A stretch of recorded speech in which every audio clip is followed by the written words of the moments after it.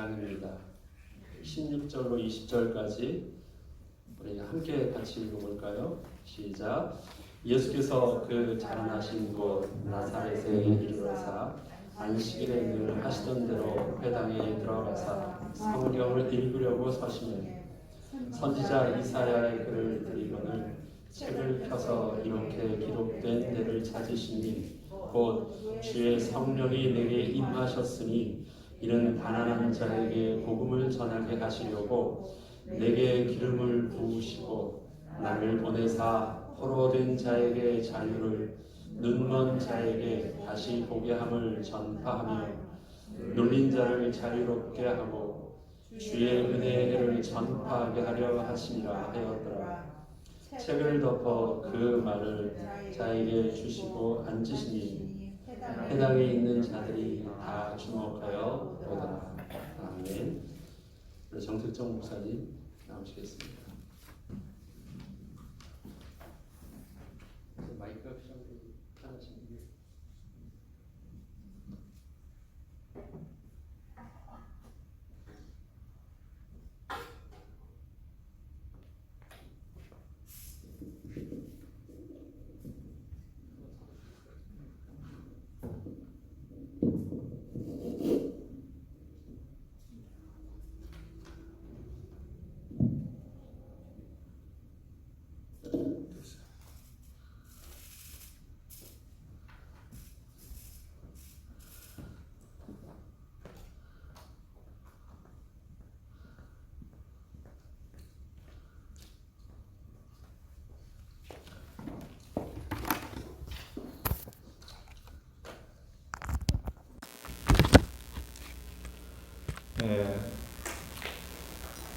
저는 한국에서 1979년 한국미랄 선교단이 창립될 때에 창립 예배를 드리고 또 예배 가운데 기도를 하였습니다.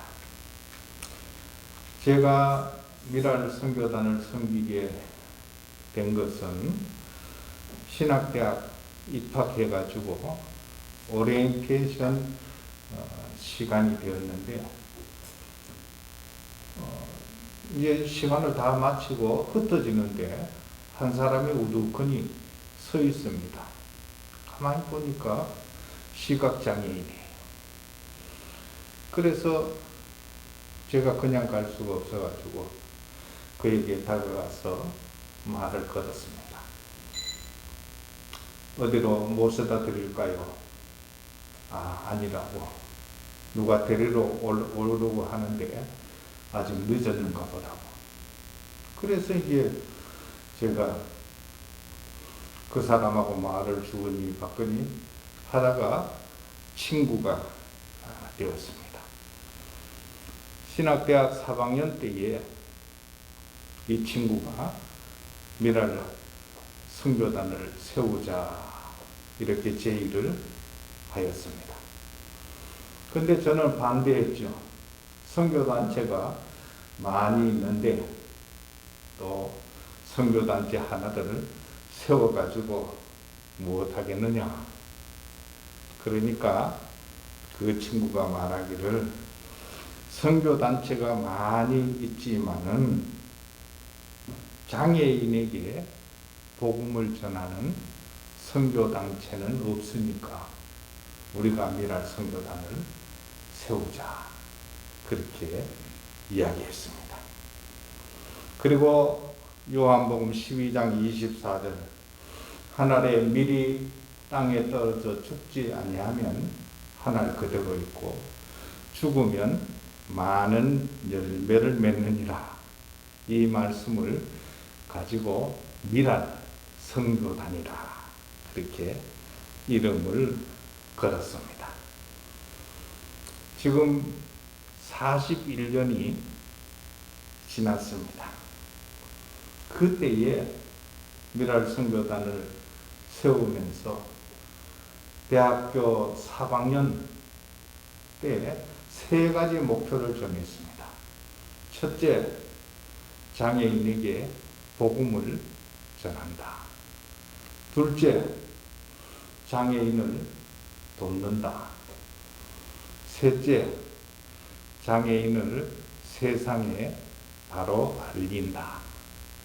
전도, 봉사, 계몽, 이 세 가지 목표를 가지고 시작하였는데 40년이 지났지만은 그대로입니다. 아직도 그 목표로 일을 하고 있습니다. 전 세계에 22개국의 미랄 선교단이 들어갔고 사역자만 100명이 넘습니다. 100명이 넘는 사역자가 섬기고 있습니다. 미랄 선교단은 모슬렘에서도 환영을 받습니다. 공산권에서도 환영을 합니다. 장애인을 섬기고 도와주니까 자기들이 못하는 일을 하니까 다 환영을 합니다. 창립자인 이재서 박사, 이재서 박사는 사회복지학 교수로 총신대학에 계시다가 작년에 총신대학교 총장이 되었습니다. 참 놀라운 거죠. 시각장애인이 대학 총장이 된 것은 처음입니다. 세계에서 처음 총신대학교 총장이 되었습니다. 미주의 미랄 선교단이 18군데 있고 제가 워싱턴 미랄을 담당하고 있습니다. 워싱턴 미랄은 1991년도 29년 전에 세워졌습니다. 성인 장애인과 장애 아동들을 섬기는 것입니다. 성인 장애인을 섬기는데 봉사자와 또 성인 장애인이 모이는 집회는 월요일날 볼티모어 베델교회에서 모이고 화요일날 락빌에 있는 미랄 선교단에서 모이고 목요일날 버지니아 메시아 장로교회에서 모이고 있습니다. 장애 아이들, 아동들을 위해서 사랑의 교실이 매주 토요일 모이고 있는데 볼티모어 지역은 로럴 침례교회, 또 락빌 지역은 미랄 선교단, 또 버지니아 지역은 워싱턴 한인교회에서 모이고 있습니다. 오늘 이렇게 장애인에 관련된 시를 몇 편 소개하고자 합니다. 나 가진 재물 없으나 송명희 시입니다. 나 가진 재물 없으나 나 남이 가진 지식 없으나 나 남에게 있는 건강 있지 않으나 나 남이 없는 것 있으니 나 남이 못 본 것을 보았고 나 남이 듣지 못한 음성 들었고 나 남이 받지 못한 사랑 받았고 나 남이 모르는 것 깨달았네. 공평하신 하나님이 나 남이 가진 것 나 없지만 공평하신 하나님이 나 남이 없는 것 갖게 하셨네. 송명희 시인. 똑바로 보고 싶어요. 최원순의 시입니다. 똑바로 보고 싶어요, 주님. 온전한 눈짓으로 갯눈질 하긴 싫어요. 똑바로 걷고 싶어요, 주님. 온전한 몸짓으로 기우뚱하기 싫어요. 하지만 내 모습은 온전치 않아 세상이 보는 눈은 마치 날 죄인처럼 멀리하며 외면을 하네요. 주님, 이 낮은 자를 통하여 어디에 쓰시려고 이렇게 초라한 모습으로 만들어 놓으셨나요? 당신께 드릴 것은 사모하는 이 마음뿐. 이 생명도 달라시면 십자가에 놓겠으니 허물뿐인 육신 속에 참 빛을 심게 하시고 가식뿐인 세상 속에 미랄로 썩게 하소서. 참 감동적. 주 예수 나의 당신이여. 이인수 되십니다.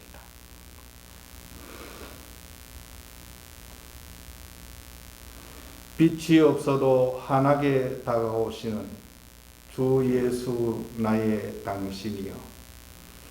음성이 없어도 똑똑히 들려주시는 주 예수 나의 당신이여. 당신이 있으므로 나도 있고 당신의 노래가 머물므로 나는 부를 수 있어요. 주여, 꽃처럼 향기 나는 나의 생활은 아니어도 나는 당신이 좋을 수밖에 없어요. 주 예수 나의 당신이여. 나는 없어도 당신이 곁에 계시면 나는 언제나 있습니다. 나는 있어도 당신이 곁에 없으면 나는 언제나 없습니다. 주여, 꽃처럼 향기 나는 나의 생활은 아니어도 나는 당신이 좋을 수밖에 없어요. 주 예수 나의 당신이여. 나 가진 재물 없으나 송명희 시인에 대해서는 너무나 잘 알기 때문에 마지막 시를 쓴 이인숙 자매를 소개하고자 합니다. 그녀는 온몸을 움직일 수 없는 심한 장애를 가지고 태어나 방 안에서만 살았습니다. 어느 날 교회 전도팀이 가정을 방문하여 이인숙 자매를 발견하고 극동 방송을 들을 수 있도록 라디오를 선물하고 갔습니다. 방송을 통해 복음을 듣고 예수님을 영접하게 되었습니다. 그 후 그 자매는 시를 썼습니다. 김석균 작곡가에게 자기의 쓴 시를 드렸습니다. 그 시가 바로 주 예수 나의 당신이여 라는 시입니다. 얼마 후 그녀는 앉아 있을 수 있게 되었습니다. 또 얼마 후 걷게 되었습니다. 제가 그 자매를 만났을 때에 걸을 수 있다고 해서 걸어보라고 했어요. 그러니까 일어서 가지고 의자를 짚으면서 걸었어요. 참 놀랍죠? 그렇게 짚고 걸었고, 이제는 건강한 청년이 프로포즈하여 결혼까지 하여 아름다운 가정을 이루었습니다. 주 예수 나의 당신이여. 이 찬양을 들을 때마다 얼마나 아름답게 느껴지는지 모릅니다. 제가 가장 좋아하는 가사는 주여, 꽃처럼 향기 나는 나의 생활은 아니어도 나는 당신이 좋을 수밖에 없어요. 주 예수 나의 당신이여 입니다. 이렇게 장애인을 통해 우리 건강한 사람들이 은혜를 받습니다. 하나님은 약한 그들을 사용하시어 강한 우리들을 부끄럽게 하시는 것을 볼 수 있습니다. 오늘 성경 본문은 예수님께서 공생애를 앞두고 40일간 금식 기도를 하신 후에 나사렛 해당에 들어가셨습니다. 이사야 글을 드렸습니다. 그런데 61장 1절 2절 말씀을 찾아서 읽었습니다. 두루마리 성경책 둘둘둘둘 말리지 않았겠어요? 60장을 둘둘둘둘 말아가지고 61장 1절 2절 말씀을 읽었습니다. 주의 성령이 내게 임하셨으니 이는 가난한 자에게 복음을 전하게 하시려고 내게 기름을 부으시고 나를 보내사 포로된 자에게 자유를 눈먼 자에게 다시 보게 함을 전파하며 눌린 자를 자유케 하고 주의 은혜의 해를 전파하게 하려 하심이라. 주의 성령이 내게 임하셨으니 이는 가난한 자에게 복음을 전하게 하시려고 내게 기름을 부으셨다고 말씀하십니다. 복음 전파의 대상을 가난한 자, 포로된 자, 눈먼 자, 눌린 자를 말하고 있습니다. 포로된 자는 육체적으로 구속된 자라면은 눌린 자는 정신적으로 눌림을 받고 있는 사람입니다. 가난한 자와 육체적, 정신적 고통을 가지고 살아가는 장애인을 복음 전파의 대상으로 삼으셨음을 봅니다. 사실 일반인보다 장애인은 복음이 더 필요한 사람입니다. 대부분의 장애인은 가난하게 살고 육체적, 정신적 고통을 가지고 이 땅에 살아가기 때문에 하나님 나라가 더 필요한 사람들입니다. 하나님 나라에 소망을 두고 살아야 할 사람들입니다. 상처와 아픔이 많기에 예수님을 영접하고 예수님 안에서 참된 평화와 기쁨을 누려야 할 사람들입니다. 그러나 현실은 그렇지 못합니다.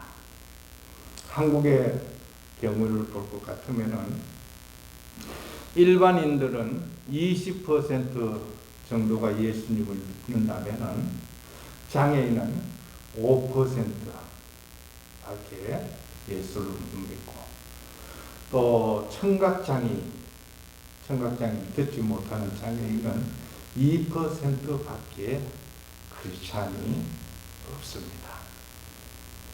장애인들이야말로 복음의 사각지대에 놓인 사람들입니다. 복음에서마저도 외면을 당하고 있습니다. 예수님은 공생애를 시작하시면서 첫 번째 설교를 오늘 본문 말씀으로 하시더니 설교하신 대로 사셨습니다. 그의 공생애의 25%, 4분의 1의 시간을 가난한 자와 병든 자와 장애인과 함께 하였던 것입니다.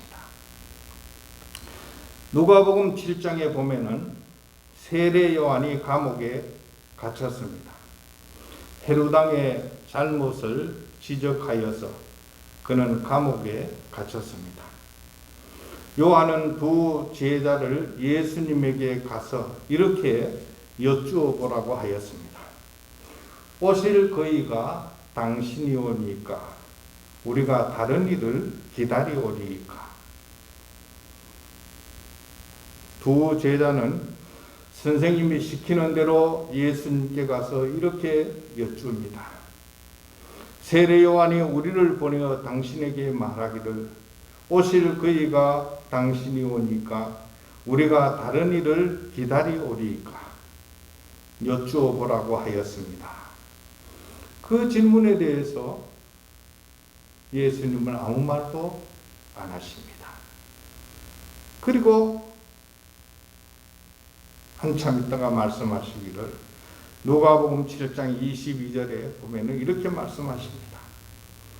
대답하여 가라사대 너희가 가서 보고 들은 것을 요한에게 고하되 시각장애인이 보며 지체장애인이 걸으며 한센인이 깨끗함을 받으며 청각장애인이 들으며 죽은 자가 살아나며 가난한 자에게 복음이 전파된다 하라.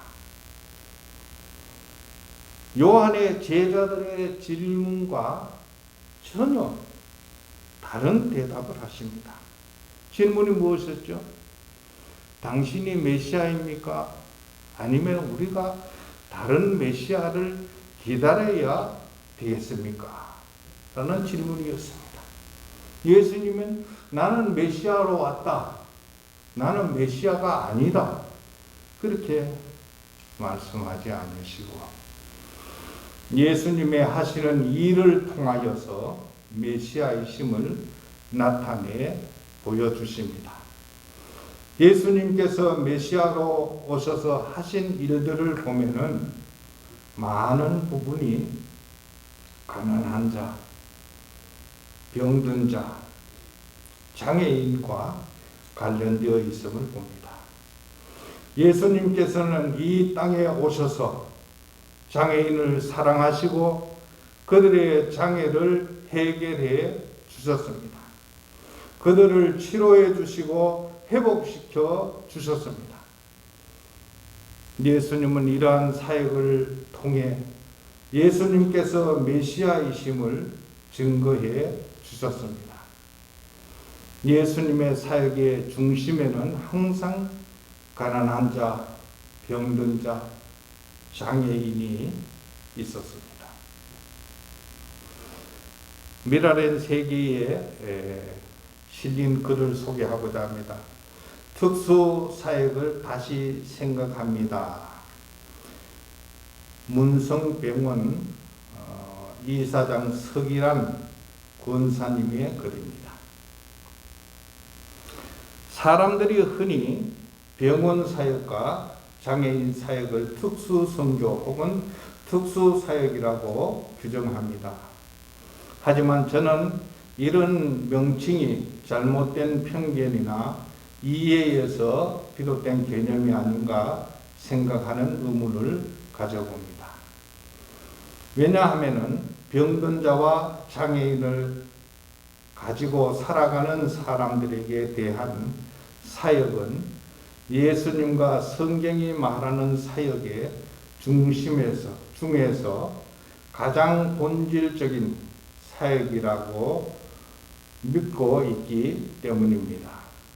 예수님의 사역 중에서 중요한 비중을 차지했던 사역은 바로 가난한 자, 병든 자, 육체적, 정신적 아픔과 고통을 지니고 살아가는 사람들을 돌아보는 것이었습니다.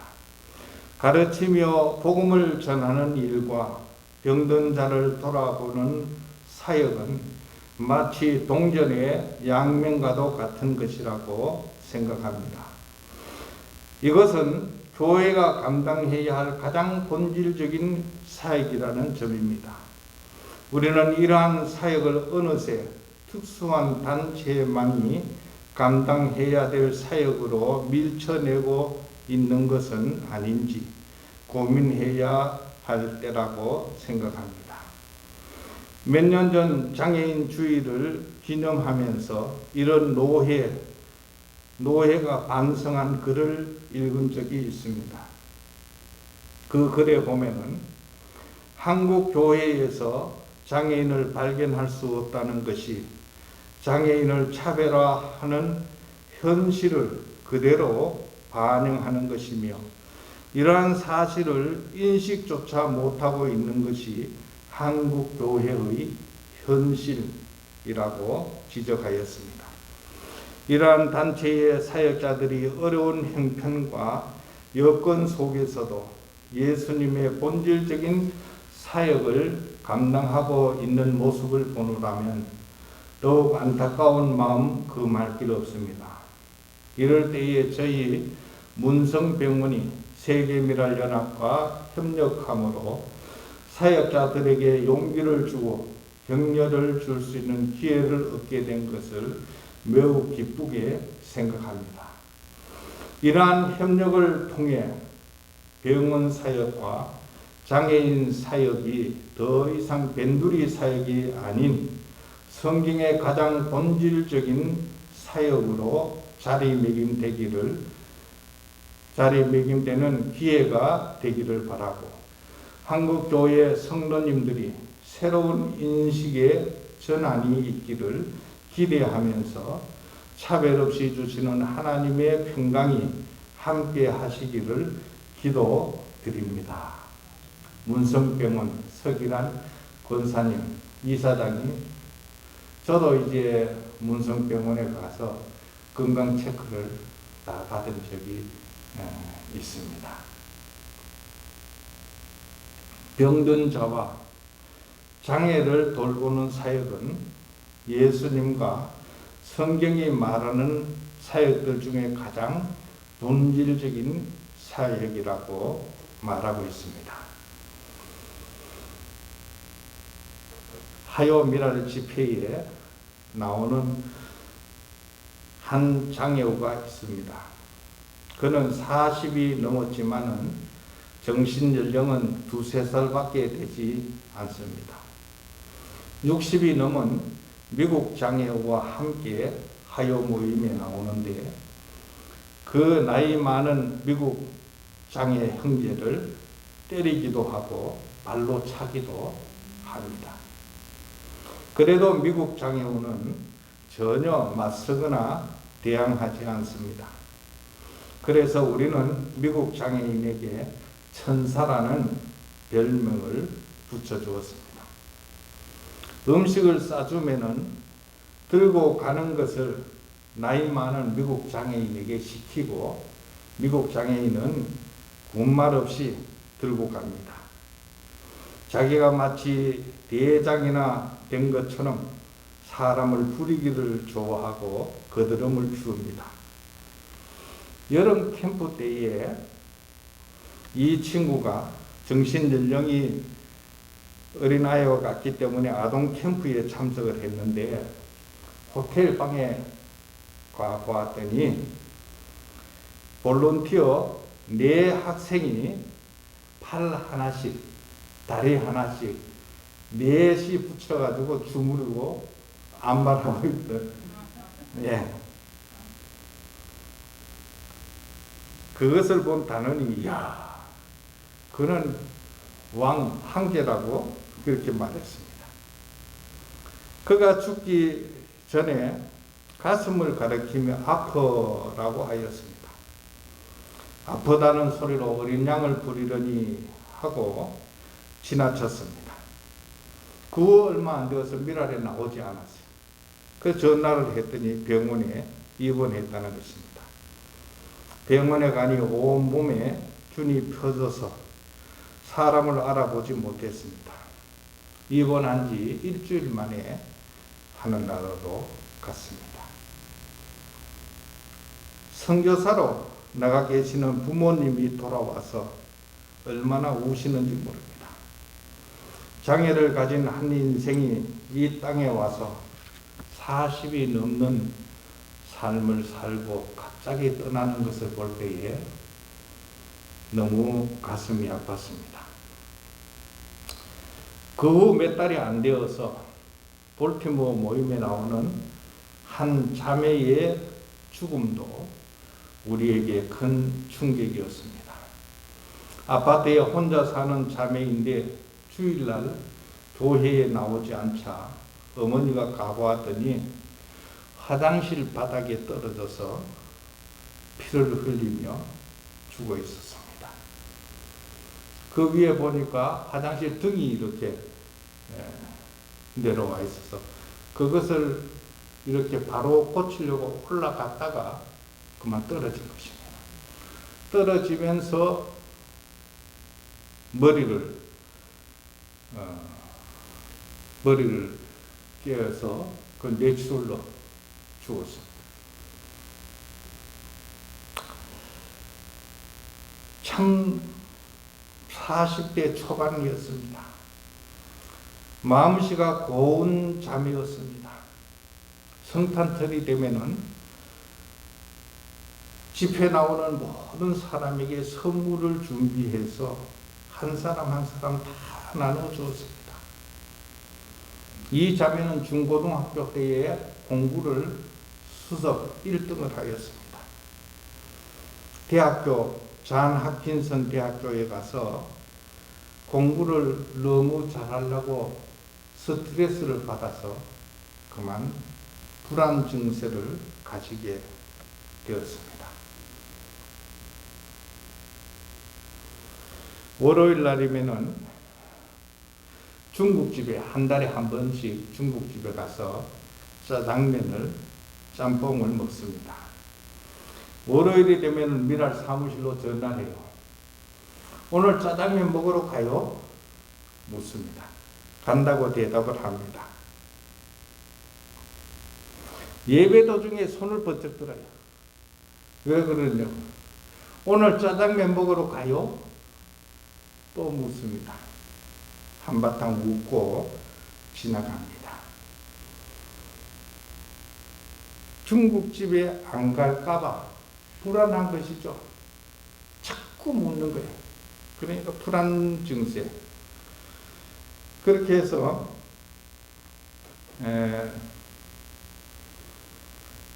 이 자매는 바이올린도 잘 펴고 또 피아노도 칠 줄 알고 잘 치고 영어는 뭐 물론 잘하고 다 잘하는데 불안 증세 이것만 빼면은 천사와 같은 자매입니다.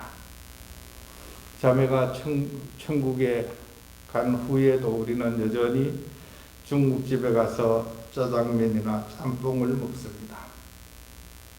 갈 때마다 그 자매 생각이 납니다. 또 몇 달 후 40이 넘은 한 형제가 하늘나라로 왔습니다.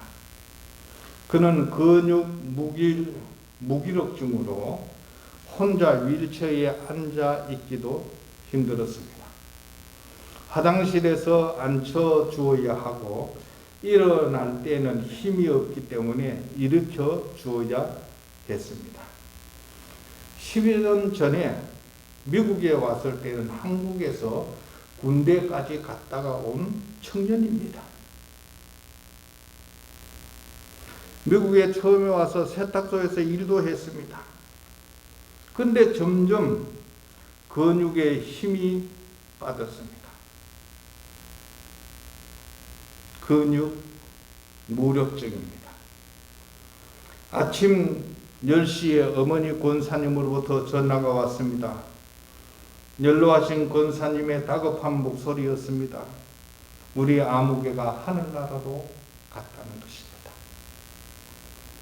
그는 아침에 어머니가 바나나 우유를 갈아준 것을 마시고 침대에 쉰다고 하더니 조금 있다가 엄마라고 부르기에 달려가서 보니까 숨이 막 넘어가고 있었다고 했습니다. 어머니 권사님이 어떻게 할지를 못하고 그만 아들을 잃고 말았습니다. 바나나를 간 우유를 먹은 것이 아마 누우니까 기도를 막아가지고 숨이 막혀서 40이 간 넘은 청년이 하늘나라로 갔습니다. 이렇게 몇 달 사이에 장애우 3명을 하늘나라로 보내고 나니까 우울증이 저 자신에게 찾아왔습니다. 아하, 우울증이란 이런 것이구나 느낄 수 있었습니다. 몇 달 사이에 3명의 장애인이 하늘나라로 갔으니 허전하고 안타까운 마음은 달랠 길이 없었습니다. 하나님, 우리 장애인들은 왜 이렇게 죽어가야 합니까? 하나님, 저들이 불쌍하지도 않으세요. 내 마음을 드러내었을 때에 하나님의 세미한 음성이 들리는 듯 했습니다. 저들은 모두 나를 기쁘게 하고 나에게 영광을 돌렸느니라. 어떻게 보면은 장애우들이 하나님을 더 크게 영광을 돌리고 하나님을 기쁘시게 함으로 하나님의 사랑을 더 많이 받은지도 모른다는 생각을 하면서 위안을 얻었습니다. 이번 코로나 3월부터 지금까지 한 8개월간에 우리 미랄에 나오던 분 또 수석된 분이 7분이 하늘나라 갔어요. 네, 7분이 하늘나라 갔어요. 참 마음이 서글프죠. 마태복음 25장 최후에 심판이 나옵니다. 양과 염소로 구분하였습니다. 오른편에 있는 사람들은 양, 왼편에 있는 사람들은 염소로 비유했습니다. 오른편 양이라고 하는 사람들에게 이렇게 말씀하십니다. 내가 줄일 때에 너희가 먹을 것을 주었고 목마를 때에 마시게 하였고 나그네 되었을 때에 영접하였고 벗었을 때에 옷을 입혔고 병들었을 때에 돌아보았고 옥에 갇혔을 때에 와서 보았느니라. 양에 해당하는 의인들은 언제 우리가 주님 그러신 것을 보고 섬겼습니까? 우리는 그런 적이 없습니다. 섬긴 적이 없습니다. 내가 진실로 진실로 너희에게 이르노니 너희 여기 내 형제 중에 지극히 작은 자 하나에게 한 것이 곧 내게 한 것이니라. 왼편에 있는 자들 염소에 해당하는 자들에게 말씀하십니다. 내가 줄일 때에 먹을 것을 주지 아니하였고 목마를 때에 마시게 아니하였고 나그네 되었을 때에 영접하지 아니하였고 병들었을 때와 옥에 갇혔을 때에 돌아보지 아니하였느니라. 이들 역시 주님, 언제 주님 그러실 때에 우리가 돌보지 아니하였습니까? 그들에게 말씀하시기를 내가 진실로 진실로 너희에게 이르노니 이 지극히 작은 자 하나에게 하지 아니한 것이 곧 내게 하지 아니한 것이니라. 여기 지극히 작은 자란 업신여김을 받기 쉬운 자, 무시를 당하기 쉬운 사람, 멸시와 천대를 받기 쉬운 사람, 아무도 알아주지 아니하는 보잘것없는 사람을 가리킵니다. 이들에게 한 것은 주님께 한 것이요 이들에게 하지 아니한 것은 주님께 하지 아니한 것이라고 말씀하셨습니다.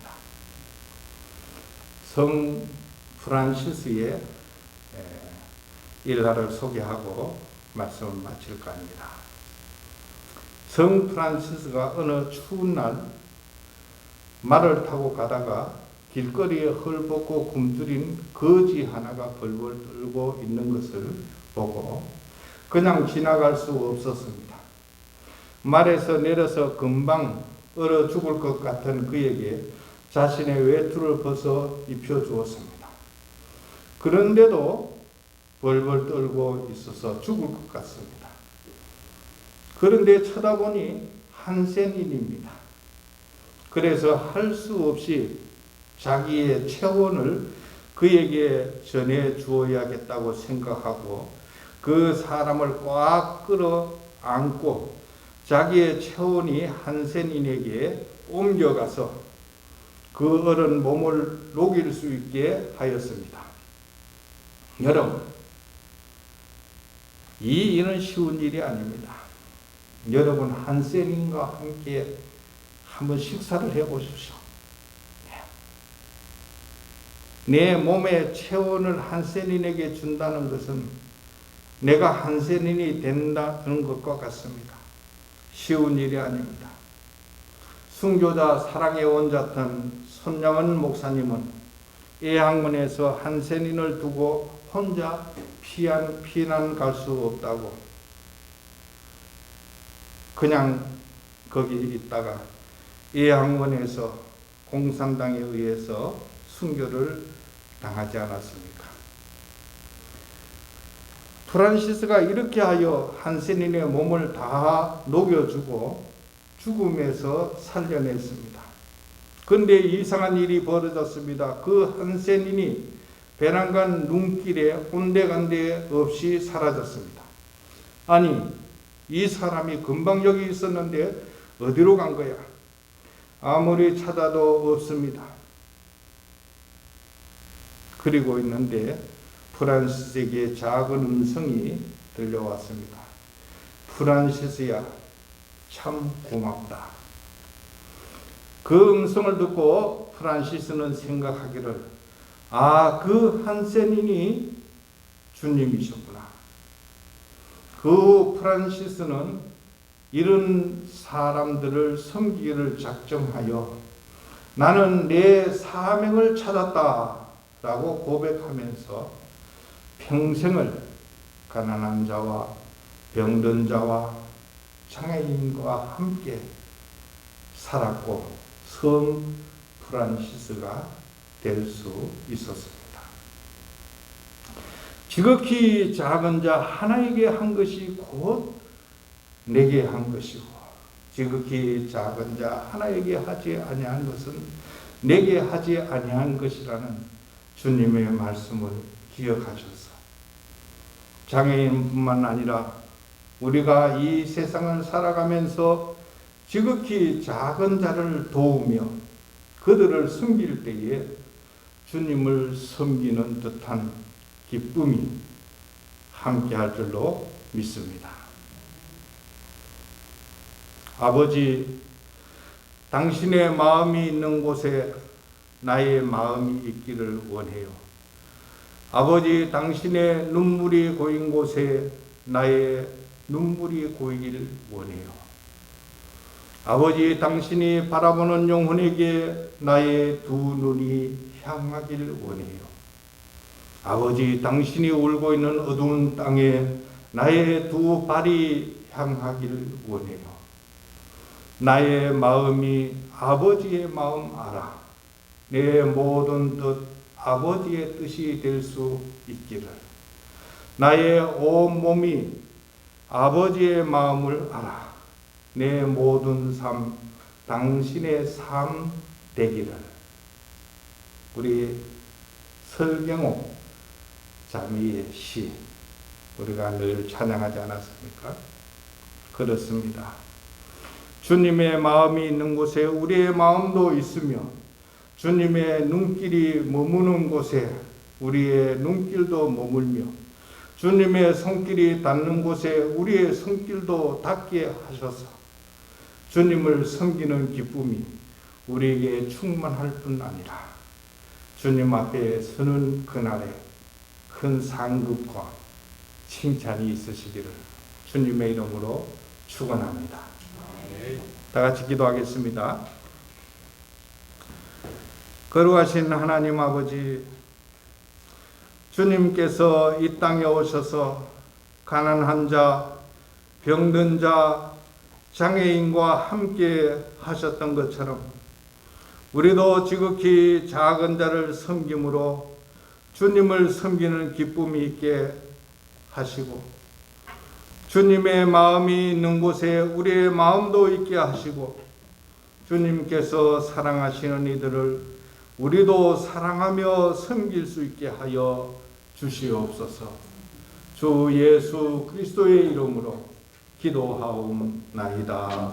아멘.